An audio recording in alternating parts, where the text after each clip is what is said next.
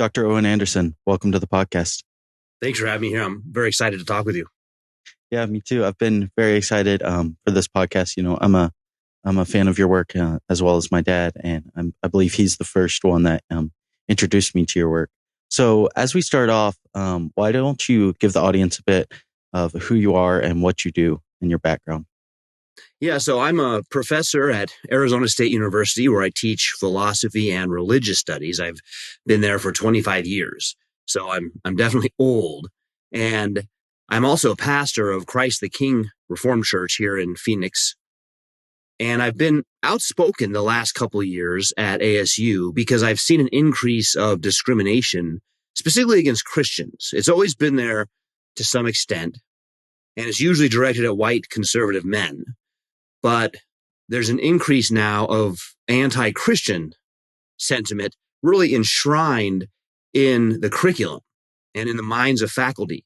And that's where I began speaking up a couple of years ago to point this out to the public, because just as one lone professor, I won't be able to make much change on the inside. However, I want to warn parents and potential students to say, this is what's happening so that you can make an informed decision.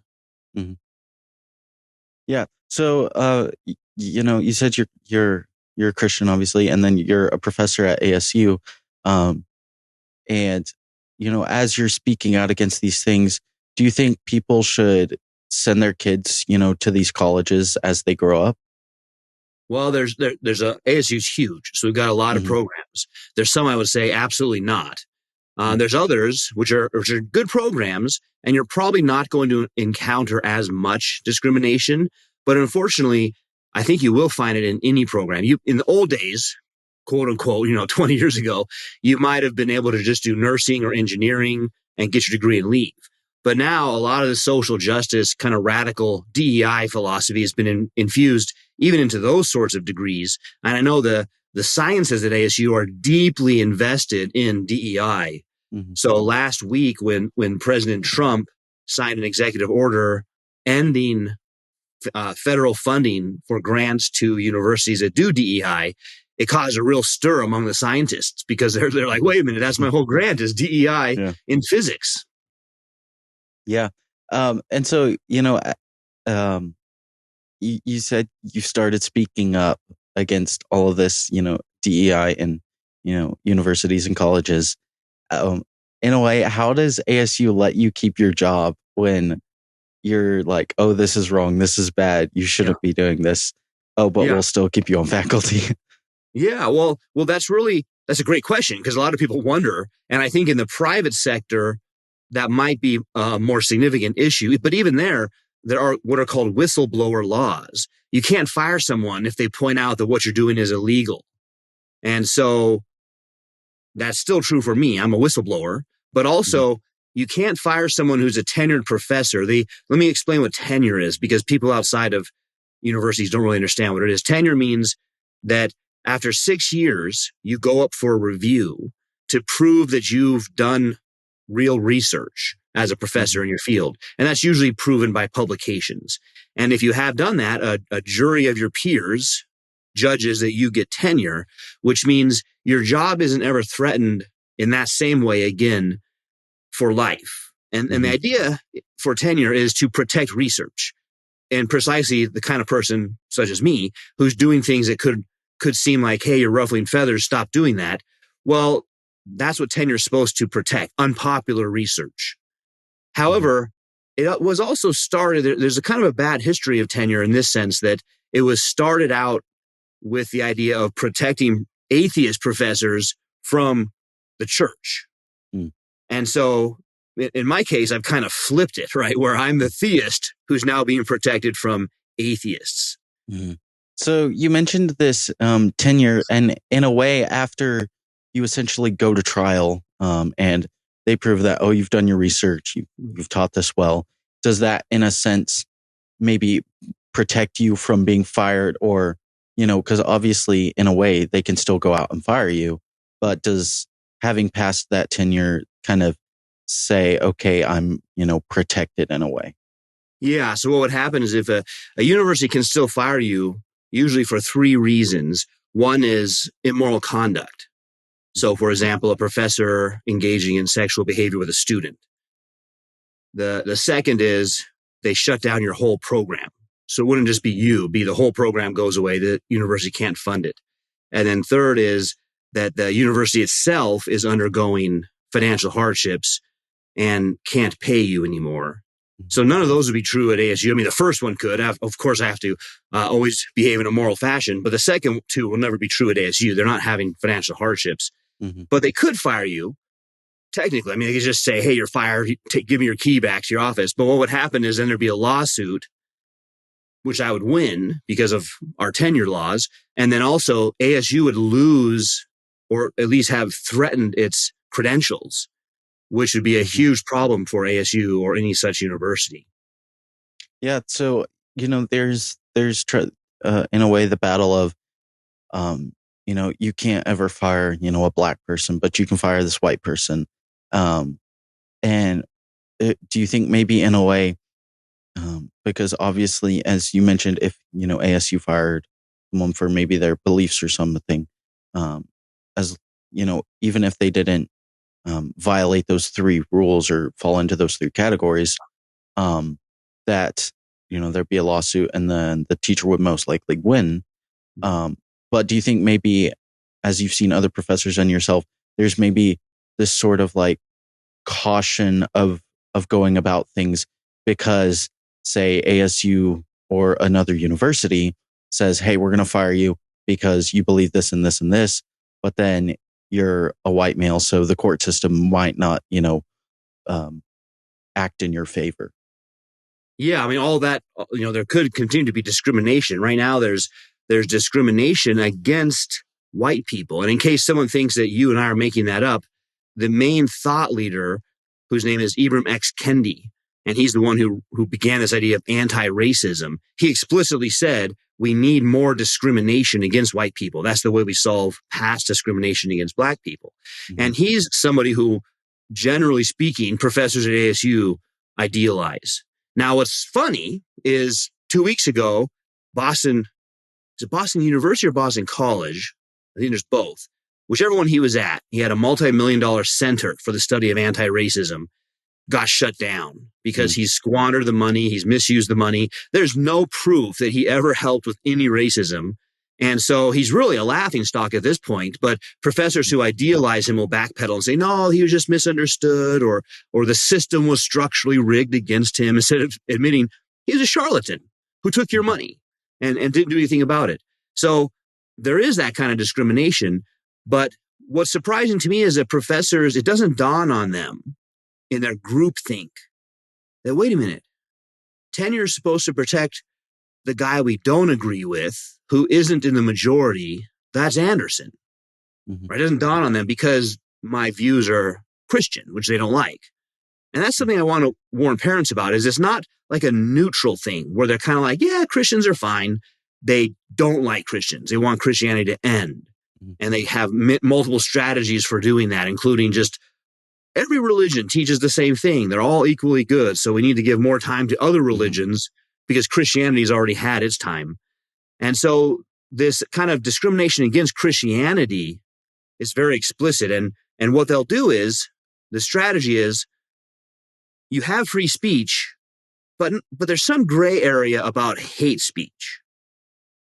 Meaning, technically, the federal government can't stop you, but what they could do is they could say, if you're inciting imminent physical harm, you can't do that. That's not protected. Like the standard example is, you're in a crowded movie theater and you yell, just as a joke, fire, and there's no fire, but everyone stampedes out and some people get hurt. That's not protected speech. You can't say, it's my First Amendment right to yell fire. So what they do at ASU, and even did this last week, is the radical leftist professors say Christianity's hate speech. And it's inciting physical violence. And last week, I posted on Substack about how a whole list of professors sign an open letter because they think that the Christian view of marriage, and they said this, literally threatens the life of trans people. Now, I personally don't know any Christian who believes in Christian marriage who is literally threatening the life of trans people. But if they can persuade people of that, then they can say the Christian view can't be taught anymore. Yeah. Yeah. It's like some people say, if you believe a certain thing, for long enough, even if it's not true, that then you'll begin to believe that's true. Yep, so exactly. you've mentioned that there's a lot of resistance or hate to Christianity, and then there's obviously in the BLM riots and everything, that was a whole spiel.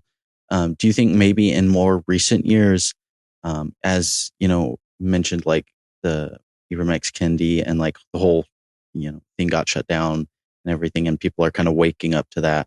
Do you think maybe people are more, I guess, hating towards Christianity than hating towards white people because they're not black now in universities? Well, and it's really any race is considered the marginalized and oppressed by the white person. Mm-hmm. And specifically the conservative white person, because there's lots of white liberal professors. So the conservative white man, cisgendered man, has oppressed everyone else. And so any of them should have more access to resources now than the cisgendered white man Christian. And that's the definition of discrimination. You're not allowed to federally discriminate, even if you believe it's due to past oppression. That doesn't mean you can discriminate now. And so I think that's what is going to happen going forward, is we're going to see lawsuits.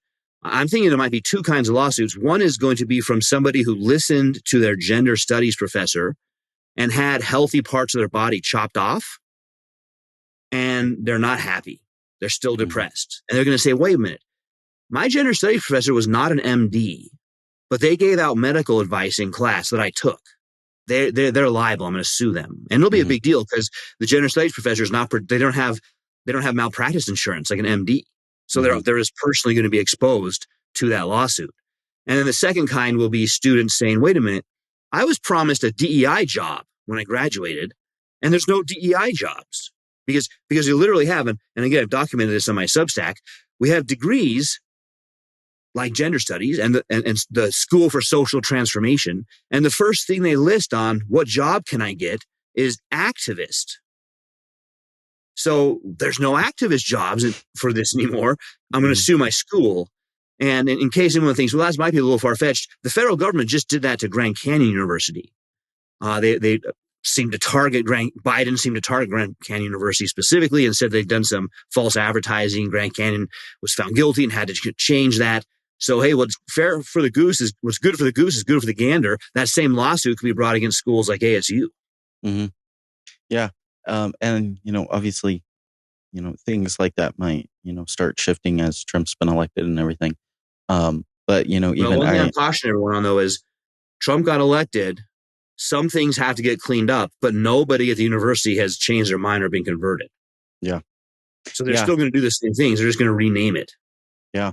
And I mean, you even mentioned how, some of the degrees are saying, oh, your job when you get out of this is, activist or whatever that may be. And, I'm taking classes at MCC, and I was walking down the campus and I saw a sign advertising a MCC Disney college program where you learn about Disney movies. And I thought it was a complete joke at the beginning. Yeah. And then I realized, no, people actually do that. So. Well, they have a lot of stuff. They got a Taylor Swift class at ASU. Oh, why? Oh yeah. You can learn about it. You can get credits just by listening to Taylor Swift. And so I think the other problem is that a humanities degree, because that's probably a humanities class, doesn't teach you how to think anymore. It doesn't teach you about the great ideas anymore. Why would anyone pay money to do that, except for they believe a myth, which is you got to do this to get a good job. Mm-hmm. Yeah. And so kind of diving into a question, but, as Trump's got elected, he's, signed the different orders, saying we're going to send education back to the state. Anyone who's in a school that, suggests to a child that, they're trapped in the wrong body, he was like, there will be big consequences for you to pay for that. So do you think Christians have maybe, in a way, lost the education and should just kind of burn it to the ground and then rebuild it? Or do you think there's still, as you're a professor at ASU, you think there's still hope for Christians to regain these educational institutes? Well, there might be different strategies. For example, K to 12 might be one thing, and then college might be another thing. Mhm. But the model I agree with is that parents are the ones who are best positioned to know what's good for their children. So that's called school choice. So I wouldn't ever recommend like just abandoning one entire thing and saying that must be wrong, because that's still a top-down decision. Mhm. But allowing parents to decide, and the way that works is that hopefully taxation ends. That'd be the great part. But while it's going on, you get your tax money back for your child to use as you think best. Mhm. And so school choice is a great option. And the truth of the matter is K through 12s have been shown to have completely failed. They're graduating kids at 12th grade who can't even read. Mhm. And so parents who say, I know I care about my child, I want them to learn these things, are doing homeschooling, they're doing charter schooling, they're doing co-ops, doing Christian school. And so that competition is either going to make the public schools step up to the plate, or they'll just naturally go away, because that's how competition works. Mhm. And right now, and really for decades, the public schools have said, our problem is money. We just need more money, and then we can teach a 12th grader how to read. Well, that's become so absurd.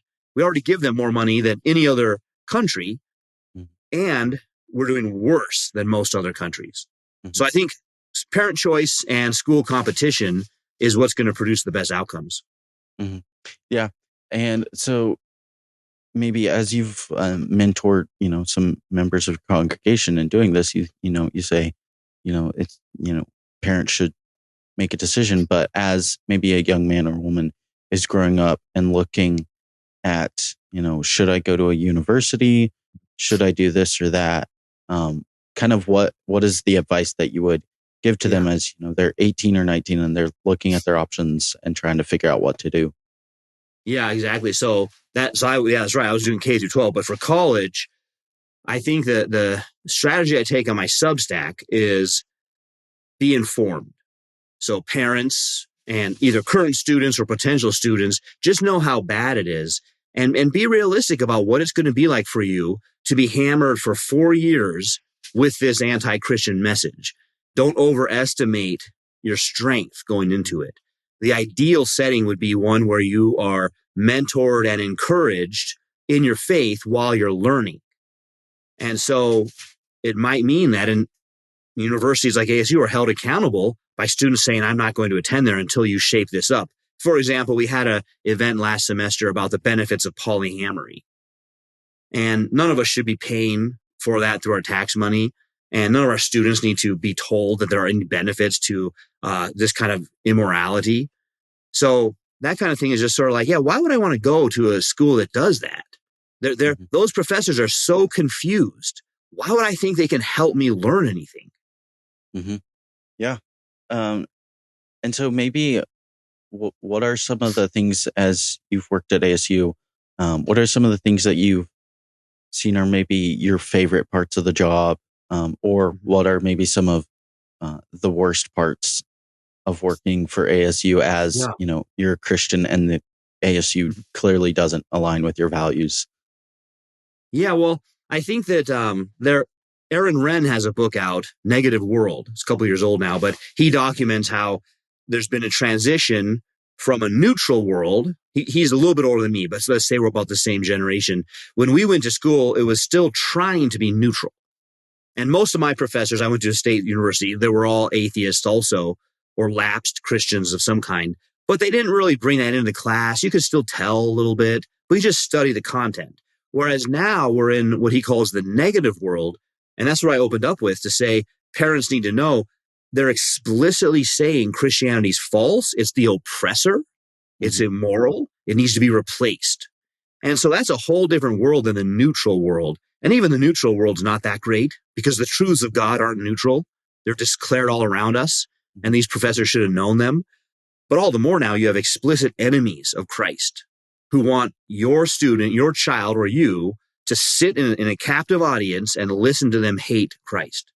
And so that's beyond anything an American should tolerate. This is like institutionalizing their religion against the First Amendment. And so even if someone was a libertarian atheist, they should still object and say, no, we're not institutionalizing radical leftist agendas in our universities. That's just not the way it works in America. Mm-hmm. Yeah. And so you mentioned kind of things, when Trump signed the executive order about DEI in education.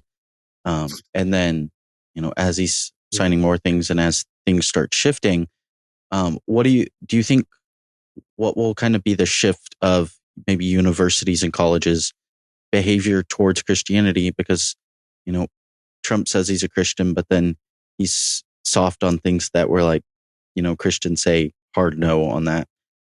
What do you think? Do you think there will be a big shift in the people running universities and colleges, and some people will leave because, I don't want to be here anymore because I'm going to get in trouble for teaching my, leftist agenda? No, I don't think so, because as I said, they haven't suddenly been converted or changed their mind. Mm-hmm. They hate Christ and they hate conservative values, even though you're right. Trump's not super conservative. The idea of cleaning up the government, they accuse him of being a fascist. And the Babylon Bee had an article last week that said Trump's the first fascist to ever shrink government, because fascists want a big government that's in our life all the time. And he wants to shrink the government, and he's liberal on social issues.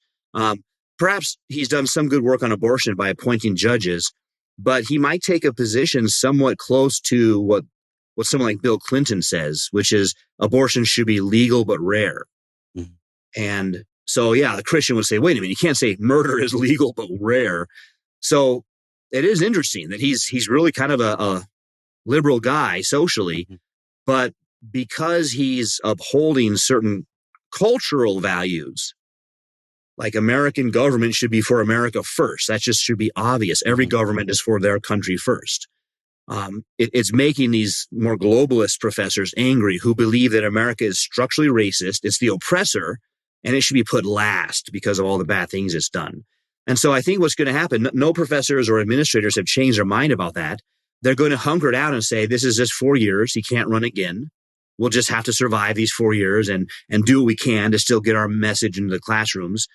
But then if it's hey, no, it's not, it's another 8 years of J.D. Vance, they're going to have real problems. And the reason is then you've got 12 years of federal aid being decreased, and there's a coming demographic drop because people have murdered their babies. We haven't been increasing in children. We're decreasing in children. Mm-hmm. And so it's suddenly going to go from where we've had a couple decades of increasing potential students, and so universities can grow, GCU and ACU almost next door can grow, to all of them know that's not going to keep going in the next 10 years. And so all of a sudden you have federal money's threatened and not enough students. Mm-hmm. What's going to happen? And you mentioned you're at MCC. Maricopa County is already feeling this. They're doing really bad. And Maricopa County is great. I've taken classes at Maricopa County community colleges, and in many ways they're better than ASU. But the problem is there won't be students. Mm-hmm. What are they going to? What are these? Basically, these are businesses now. What are they going to do? Yeah. And so I want to dive into a couple more things in this conversation. You are also a BJJ instructor at, I believe it's Gracie. Yeah, Gracie Glendale. Yeah. And so, I know your dad does it. Do you do it as well? I did do it for a couple of years. Yeah. Good for you. And so, do you think maybe, as you're seeing these, these men come into, the classrooms, or these men in congregation, and as they're growing up, do you think that maybe a certain form of sports or martial arts should, be essential, to that person? Mm-hmm. Maybe, if they don't do it for their whole life, but as a way of building good character. I think so. I mean, I think anything like that helps you get out of your own mind and out of being self-focused and think as a team. Now, BJJ is not a team sport, so I'll come to that one in a minute. But in terms of other team sports, all of a sudden it doesn't revolve around you, and you're probably not even the best guy on the team. And so you're supporting a whole group, you're putting the other players first, and you have a goal in mind. Mm-hmm. And so sports are very teleological. It's not, that's why it's so weird to hand out participation medals. Like, no, I want to get the ball down there more times than the other team gets the ball down there. And so I think there's a lot of healthy character lessons. I'm not saying that's the only way to learn them, but with BJJ, I think it's particularly good for teaching similar lessons, even though it's not a team sport, which are things like being comfortable, being uncomfortable. Mm-hmm. Because the white belt taps the second he feels smothered. But the truth is you can keep breathing. It's painful. Mm-hmm. And so you learn a lot of life lessons about how weak we all are. We're very pampered in 21st century America. And the tiniest amount of pain makes us scream out like it's the end of our life. Mm-hmm. And so you learn, no, you could have a bigger guy smashing you, decreasing your ability to breathe significantly. And you can't move yet because he's not doing anything. You don't know what to do, but you're fine. You can learn how to be comfortable and then eventually reverse the position and wear him out and submit him. So I think there's a lot of good little life lessons that come out of it where you can teach jujitsu and then sit down for a little bit and do a kind of in Gracie, they call it the philosophy time. Take some life lessons from it to say, what'd you learn about this? How does this affect other parts of your life? Mm-hmm.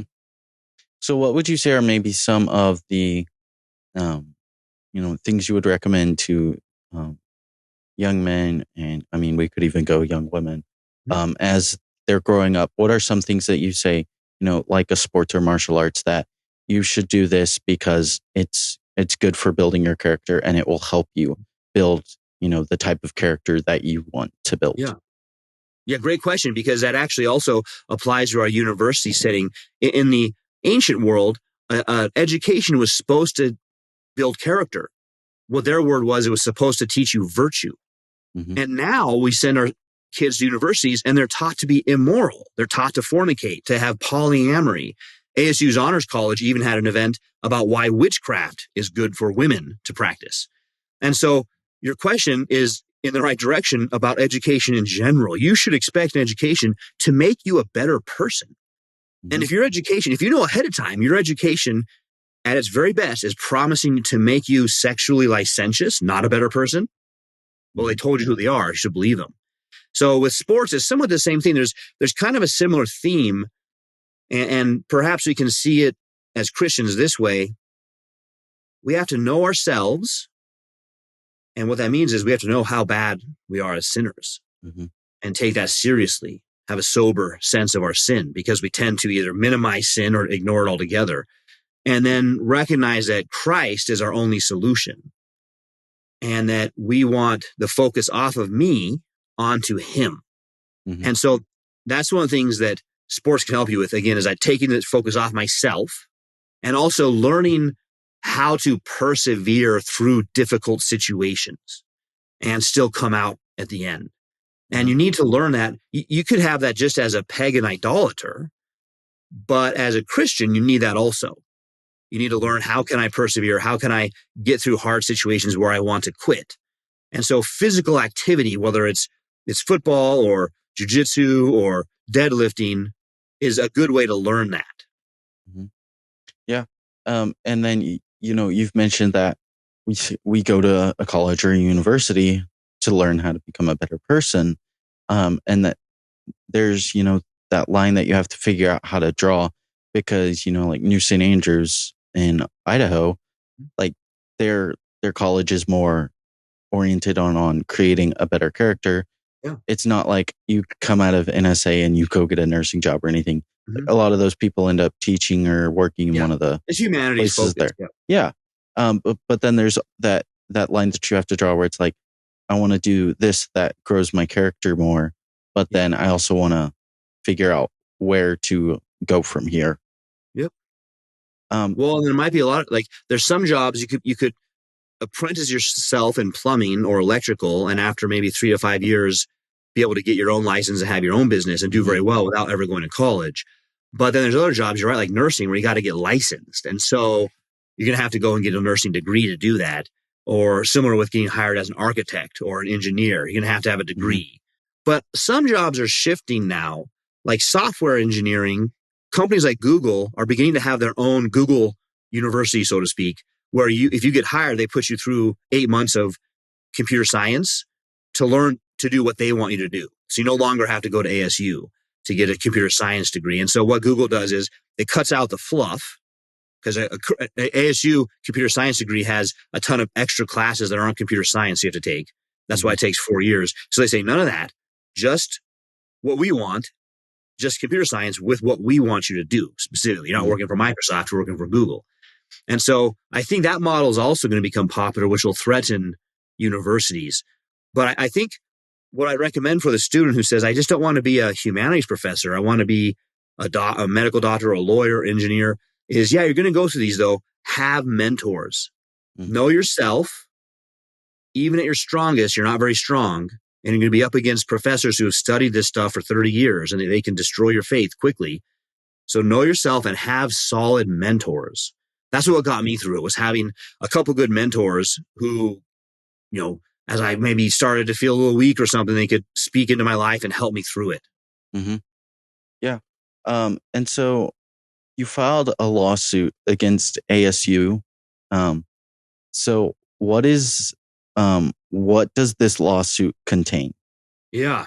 So I'm currently in the middle of it. I'm being represented by the Goldwater Institute, which is a libertarian-leaning legal institute. So people are more familiar in our circles with the ADF, Alliance Defending Freedom, which is the same kind of thing, except for what they do is they look at First Amendment violations against religion. But Goldwater focuses on government overreach, where government is becoming tyrannical, basically. And so they're representing me against ASU because ASU has required DEI employee training. And state law, I believe it was passed 2021, forbids that. Any kind of such employee training that involves race blame. And so we filed it last March, and these things take a long time because ASU's first move was to say to the judge, this case should be dismissed because Anderson doesn't have any standing to bring the case. So what that means is you can't just like go into the local courthouse and sue the ambassador to China. We have no standing to do that, right? So they're saying the same thing, that this law, Arizona law, wasn't made for people like Anderson to bring lawsuits. Well, the judge ruled against them in December.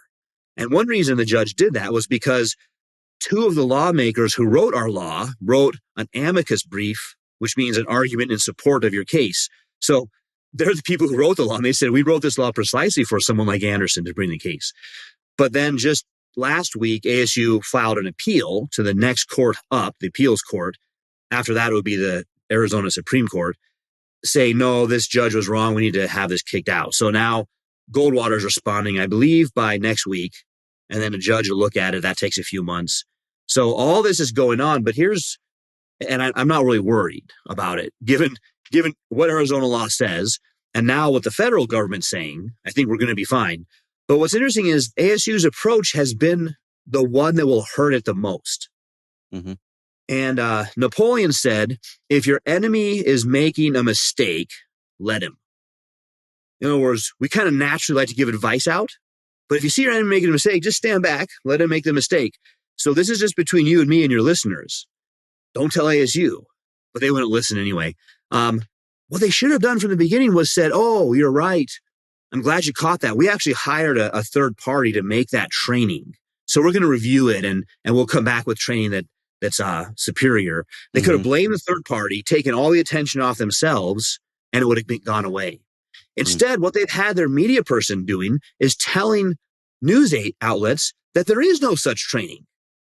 And then the training, which doesn't exist, doesn't have any race blame in it. And it's just confusing. Wait, I took screenshots. It's in the file. I took screen recordings as I went through the whole thing. How can you say it doesn't exist? And so they've kind of doubled and tripled down. They say it doesn't exist, and then they defend it. And those of course, don't go together, right? You can't do both of those things. Yeah. Yeah. So what are your hopes maybe for this lawsuit? Is it that ASU remove this completely and other universities? Yeah. So there's no money involved. I'm not asking for any money. I wouldn't get any money.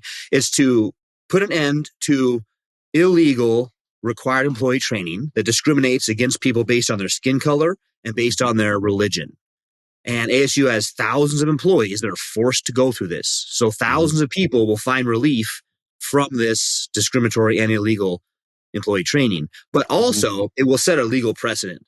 So other cases in the future can then mention my case and say this has already been upheld in a case, and it will strengthen this going forward. And it seems absurd to me that we even have to have cases about how discrimination is wrong. But again, this radical leftist philosophy under DEI, under cultural Marxism, has switched the conversation so that we went from colorblind meritocracy of Martin Luther King Jr. and what the 90s, what U2 sang about. Your dad will know that reference. You won't know about U2. And we went to, no, white people are to blame for the problems of the world. And so hopefully we're getting rid of that now and going back to the teaching, which I think is very American. We want to be judged by the content of our character, not by the color of our skin. Mm-hmm. Yeah. So, I guess in a way, why file the lawsuit? Because there's, and I guess maybe put two questions in this. Why file the lawsuit? And then do you think in a way Christians should, file more lawsuits? We'll put it that way. But because some Christians are like, don't go out and, just pick fights. But then some are like, some need to pick a fight and to stop this.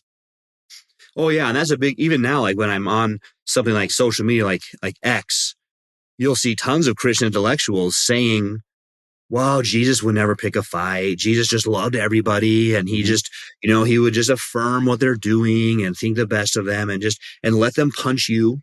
If they want to punch you, you turn the other cheek. That's what Jesus taught. So they have Jesus, the hippie, is still really influential in Christian intellectual minds. And I think it comes down to your eschatology. So if you believe that the world is just about to end, the Antichrist is just about to emerge, and he will destroy the whole Christian church until only a few people are left in Jerusalem, and then Jesus returns to defeat him, premillennialism, you'll say, yeah, I mean, you can't do anything about it. It's getting worse and worse. A little lawsuit's not going to change anything, Owen. What are you doing? Or if you think that basically good and evil continue together until the end, maybe sometimes the city of God does a little better, but other times the city of man does a little better, and they're just both there until Jesus returns. Again, what's a lawsuit for? What are you going to do?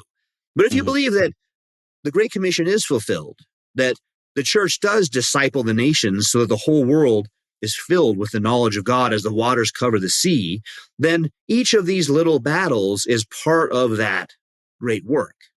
And so what something like this does and that's post-millennial view. And so you mentioned NSA earlier. They're big post-millennial guys. And so what this in the civil law does, the purpose of the civil law is to put boundaries and restrictions on evildoers. As Romans 13 says. So my lawsuit will put a boundary against evildoers and say, you cannot cross this line. If you do, there will be legal consequences. And that's very important. You don't want to just be like, well, whatever they want to do, just let them do it because Christians are supposed to be abused. That's not in the Bible. In fact, it says the opposite. That's the reason for having a civil government, is it puts fear into the heart of evildoers. Yeah. Because I guess where would you say we should draw the line? Because there's some people that it's good and right to pick these fights. But then, there's some people on different social media platforms that are just picking these fights, and it's just like unnecessary. We don't need you to do this. Well, that's a great one. I'm going to bring it back to BJJ now, because what you need to learn to do is not only how to fight, but when to fight. And the first lesson is, it is true in a street fight, the first lesson is don't get in a street fight. And the two quickest ways to avoid getting a street fight, this will guarantee 99.9% that you're never in a street fight, is don't have an ego and don't get drunk. And drunk doesn't just mean sloshed. As soon as you have one drink, your judgment goes down. So if you don't do those two things, most street fights, if you find out, they started because two guys with alcohol in them have egos, they got to fight. So you can avoid most fights. And I think the ones you're mentioning on X, they always look to me like a street fight. Like, you guys are letting ego get in the way. You're fighting and you're being quite disrespectful. The ones that really, really bother me are younger guys being disrespectful to older, mature Christians. And that's been happening with Doug Wilson and James White. And it's really startling to see how people will mouth off to those two guys who have proven themselves over decades and have a lot of wisdom. So even if you disagree, like I disagree with James White about baptism, but even so, he's got a ton of other great stuff that you can learn. And so the first thing is not fighting. Those kinds of little infights aren't worth it. If you do something like that, it's always rolling, which is different than a street fight, right? So you come to the gym and you roll with your brother and you're both trying to beat the other person. You're trying to be better. But at the end of it, you're also like, oh man, hey, great. You got this one. That was so good. And I really liked how you did this. And you're encouraging and benefiting each other. You're not just fighting because you don't like the guy. But then the other side of it is you are going to have to fight. Christians are in a battle.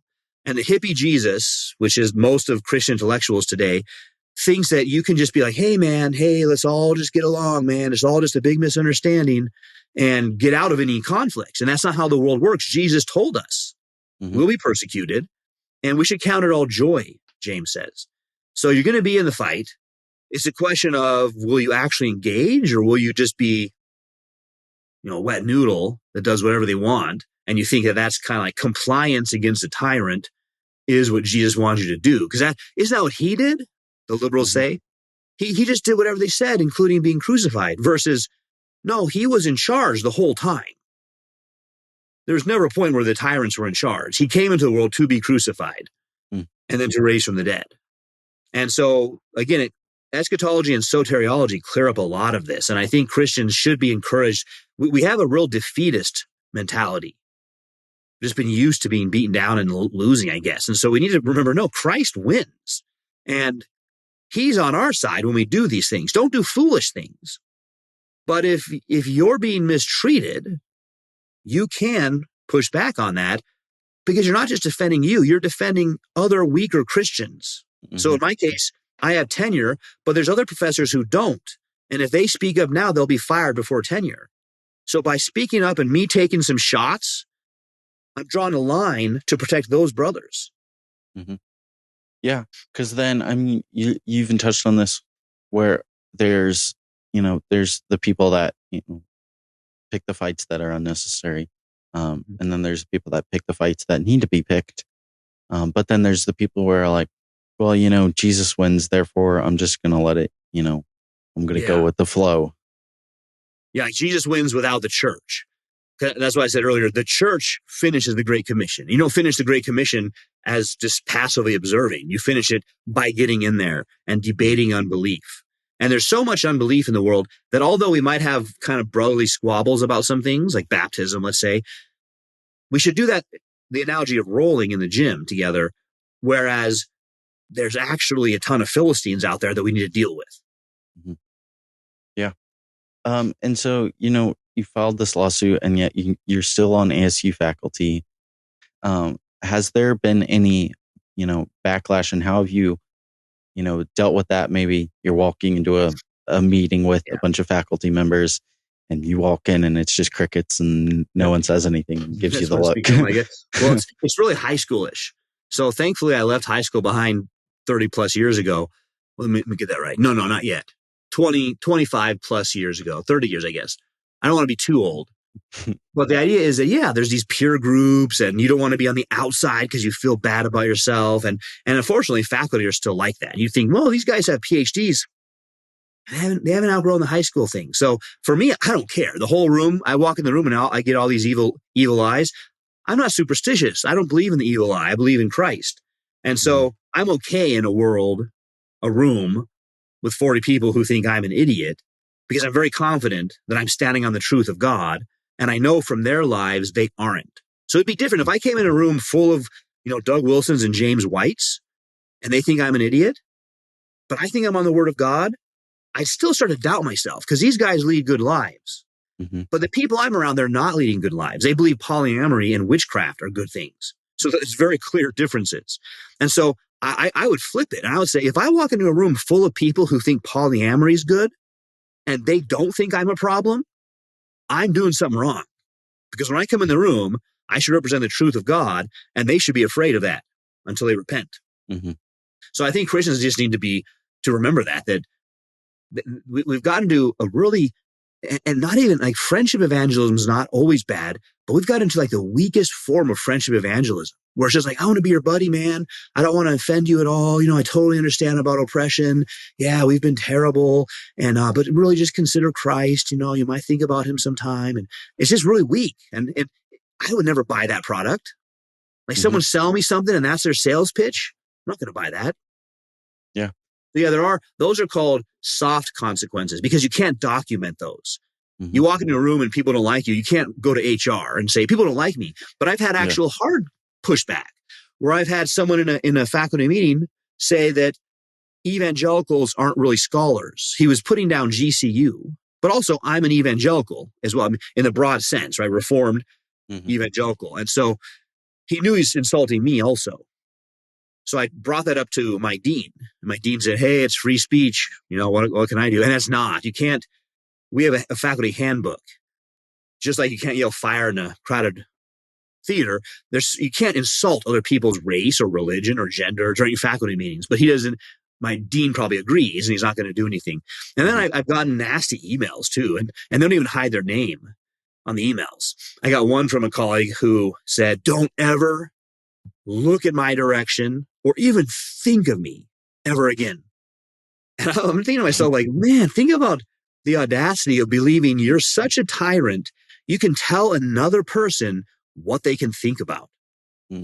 That's their mindset, though. So for me, it's more like a revelation of where people are at. God does this in providence. He reveals the hearts of men. And so these professors who believe that they're doing a great job, they're just helping students, their hearts are being revealed. And what's being revealed is not good. They need Christ. Yeah. And so, as you've done this, have you seen anyone or gotten any emails of maybe from students or other, college, university professors who are saying, like, thank you so much for standing up for this. I wanted to do that, but, I was afraid of backlash. I definitely have. Yep. I've gotten both from professors and students. And as I said, the students are in a weaker position because they've got these professors and they don't want to get a bad grade. And the professors who've told me, they also feel like maybe they don't have tenure yet, or maybe they have a promotion they want. And so they don't feel like they can speak out, but they've sent me encouragement. So it's not just been me with no encouragement, but I am currently the only person publicly speaking out like this out of thousands of faculty members. And so that you do have to be okay being kind of alone out there. Yeah. I kind of liken it. The analogy I use is the Marines. I'm essentially the Marines. We land on the beach and establish the beachhead. And then the Army will come in and build the bases to go further inland. And so I'm viewing myself as just, look, I'm going to establish this beachhead. I'll take the shots and protect the other brothers who are coming next. Yeah. And so I believe I saw a picture, it might have been on Substack, of you sitting in a courtroom along with Dennis Prager. Yeah. So has Dennis Prager and PragerU in a way, assisted you in this lawsuit? Like, hey, we want the same thing, to happen. So therefore we're gonna, and maybe how, what have they done to assist in this lawsuit? Yeah, that's been a good side effect of this, is I've gotten to meet a lot of other conservatives that are also in the cultural conflict. So PragerU, I've done 2 videos with them. If you go on their YouTube, I have one with Michael Knowles, and that's about the book of Job. That's a 30-minute video. And then I have one of their 5-minute videos on the book of Proverbs, and specifically that the fear of God is the beginning of wisdom. So I produced those videos with them. And it's funny because the week I put out my 5-minute Prager video, one of my colleagues posted on Facebook about how stupid PragerU is. So it's like, that's another one of they've never looked at PragerU until they see I got a video and they want to look at it and critique it. And then I met, been able to meet with Charlie Kirk, and I'm a faculty advisor for TPUSA. And I mean, think about this. I do believe that Charlie Kirk's work swayed the election. I'm not saying he won the election by himself, but he went for 8 years. He's been going to college and university campuses and being willing to argue with anybody very respectfully and change their minds about things. And I think students in this election came out more than they ever have before, and ASU is a hub of that. But if I hadn't been the faculty advisor, no one else wanted to be, there'd be no TPUSA club and no Charlie Kirk coming to campus. Mm-hmm. All those students wouldn't have had that influence. So I've been in faculty meetings where they say, we need to stop TPUSA. We need to get them kicked off campus. And I'm just kind of sitting there like, I don't know if they know I'm the faculty advisor keeping them on campus. Yeah. So I think there's been connections like that have been a lot of fun. And that's, of course, encouraging. And Charlie Kirk is a very outspoken evangelical. Of course, Dennis Prager is Jewish, although he has lots of Christians that work there as well. So it's a little bit of a big umbrella.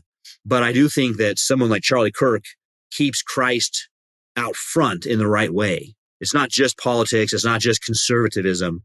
It's the cause of Christianity. Mm-hmm. Yeah. And so I guess figure out how to phrase this, but in, recent days and recent culture, a lot of young men or, even men in their 20s or 30s don't seem to have courage anymore to stand up and, file a lawsuit against a school, whether that may be for, they don't want to lose their job or, get kicked out of college, whatever that may be. But how do you think that we should, in a way, regain this courage for young men to do things like this? Yeah, that's a great question, because I think you're right. I've actually been on other podcasts about courage. And it's something that Dennis Prager said to me early on. He had me on his radio show to talk about our honors college tried to keep him from coming to ASU. And I spoke up, and he had me on his radio show to talk about it. And he said to me, Owen Anderson, you're very courageous. And I had never thought about it in those terms before. And I didn't want to just be flattered or something. I wanted to think through, I guess I am, because maybe at least by comparison, right? I mean, even if you're not doing much, if no one else is doing anything, it seems like you're doing a lot. But there are things I've had to go through that aren't fun. And social things like we mentioned, as well as, hate mail. And people, we just don't, why do that? I don't get paid for that. I don't get anything out of it. So courage, I think, can be it is one of the 4 pagan virtues. And we have guys like Leonidas who we think, wow, he was great. He was courageous. And there's something to that. But at the same time, he was courageous to defend the idols of Sparta. So his courage just got him eternal separation from God. That's not that great.